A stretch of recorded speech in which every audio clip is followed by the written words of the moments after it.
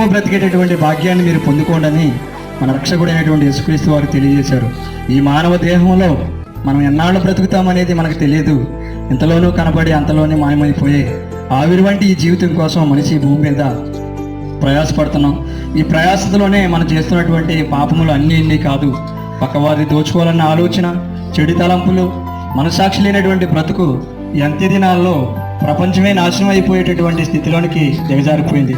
కనుక ఎలాంటి పరిస్థితిలోనైనా గమనించి శాంతి సమాధానం లేకుండా బ్రతుకుతున్నటువంటి సమాజంలో ఇదిగో ప్రభు అయినటువంటి క్రీస్తు సువార్త మరి మీకు పంచడం జరుగుతుంది.